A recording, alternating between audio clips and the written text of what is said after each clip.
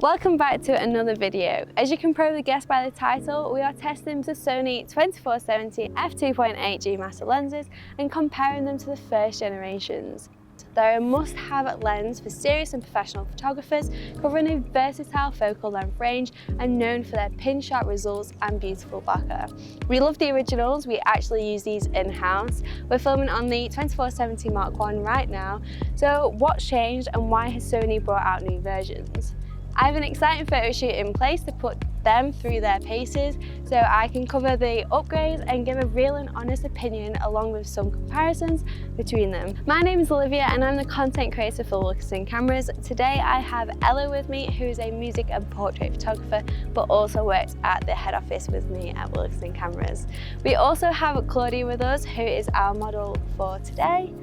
Ella is going to be using both of these lenses on the Sony A1 to see the full potential of the 24-70 GM I Mark II lenses. We're going to do some portrait trends, some dance portraits, including some jumps and leaps, to see how the autofocus holds up. I'm certainly expecting big things, especially with the A1.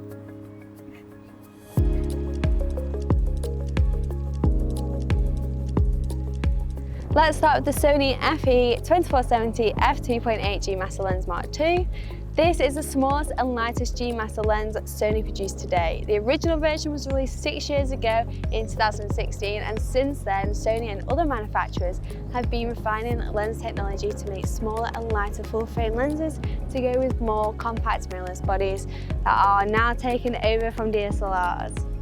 The 24-70 lens is a classic lens that everyone aspires to owning, especially with an f2.8 constant aperture. It's a staple for most wedding photographers and other professionals thanks to its versatile focal lengths.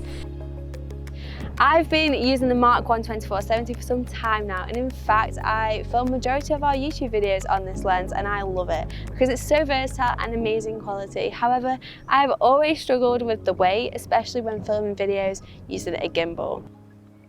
It's very front heavy, and on our A7C it can be a bit cumbersome and awkward. It fares a little better on the bigger bodies with bigger grips. So when Sony announced the Mark II and told us the weight difference, I was begging the powers that be to trade in the Mark I for the Mark II. A noticeable difference is the size. The Mark II is nearly 200 grams or more than 20% lighter and 16mm is shorter than the original. It's immediately noticeable when you pick it up, but where Sony have really made a huge improvement is on the balance of the new lens. Thanks to the brand new design, the new lens is so much more balanced and no longer front heavy. It really makes a difference to how the whole camera feels in my hands as a result. Perfect, walk forwards. Lovely. So I've noticed already that the Mark II isn't front heavy at all like the Mark I. With it being quite a light body, the lens being heavy isn't ideal. So it is a massive change and I do really prefer it. It's a lot lighter too, which I love. I shoot a lot of portrait and gig photography, so I'm on the move all the time. With it being on my neck and up high, it really does help that the Mark II is a lot lighter. You'll see there are 3 rings on the body of the lens for focus, zoom and aperture. Unlike the Mark I, there is a D-click switch on the side of the lens which changes the feel of the aperture ring from super smooth and quiet, ideal for videographers, or tactile with noticeable clicking feel for when you don't want to look down at the lens. This is great for photographers who want positive feedback when changing their aperture. Sony are making the second generations more future-proof by optimizing the video functionalities and equipping the new lenses with features that will support both photographers and videographers.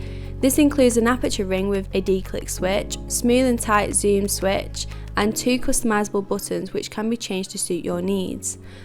For videographers, focus breathing has been minimized both in the lens and furthermore when paired with alpha cameras featuring the new breathing compensation feature. These include the A7 IV and A1.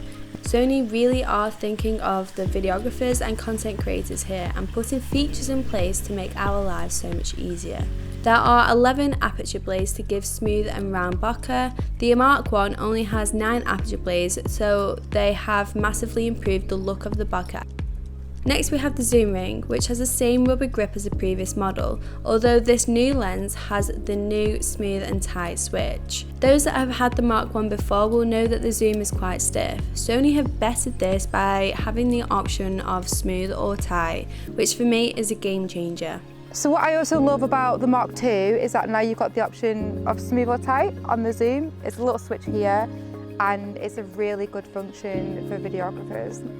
We have two customizable focus hold buttons on either side of the lens that can be assigned from the camera menu. Most often photographers would assign focus hold to these, and they're nicely placed for using your thumb in both landscape and portrait mode. Lastly, we have the linear manual focus ring. Like the original, the Mark II is made of aluminium alloy, so you know you're getting a good quality and rugged build for this professional lens. It has even better weatherproofing than the original and a fluorine coating on the front element for easier cleaning, dust, water repelling properties. Even the lens hood has been improved and now includes a window which allows you access to change your variable ND filter or circular polarizing filter more easily. Now, the real test. Does the autofocus hold up to the autofocus abilities of the Sony A1? We shall see. The autofocus on the new lens is amazing. It can support up to 30 frames per second and the focus is so fast and quiet. The original certainly wasn't bad in the autofocus area, but this new one is noticeably faster and the resulting images are sharper too. The Mark II is sharper corner to corner compared to the Mark I, as you can see here. There are some chromatic aberrations on the edges, but nothing too distracting, but you can see a massive improvement in this sector. Unlike the 70-200 lens, there's no optical steady shot on this lens. In-body image stabilization is likely to be a feature on the camera bodies that most people are using this on, and the shorter focal length means it's not really an issue that it's missing. It's really on the longer lenses where you start to need or benefit from image stabilization within the lens as well. On the new lens, there's a minimum focus distance of 0.21 meters at 24mm and 0.30 meters at 70mm. This is a massive improvement from the first model and further adds to the versatility of the length of this classic lens. So earlier on today, I did some high-burst photos with Claudia and I noticed that the autofocus is a lot sharper, a lot faster now. It clings instantly to her movement and her eyes, and I think it's a really cool feature. The Mark I currently retails for £1,699 and the Mark II retails for £2,099, so that's £400 for this new model. It's no small chunk of change, but you are really getting a lot of improvements. If you already have the Mark I, then you'll know what a great lens it is, and are probably only going to want to upgrade if the weight and balance is causing you issues. This is certainly why I'll be begging for an upgrade. If you're wondering which one to buy as a new lens, then the improvements and future-proofing in the Mark II are well worth the extra investment. And for those who still want top quality professional lens at a lower budget, this will open up opportunities to buy the Mark I pre-owned as people do swap to the newer one. What do you think? Will you be switching? Do you want one? Is it what you was expecting? Let us know in the comment section. So the 24-70 lens, I've always loved it. I think it's a great lens to have in your case. The only problem with the Mark I was that it was quite front heavy. The Mark II has proven that it's a lot lighter, it's a lot easier to carry, it's a lot easier to use for long hours, and I'm definitely going to be taking this home. So what do you think of both of these lenses? Do you think Sony have done right with the second generations? Do you think they're worth the extra money? Well, I certainly do.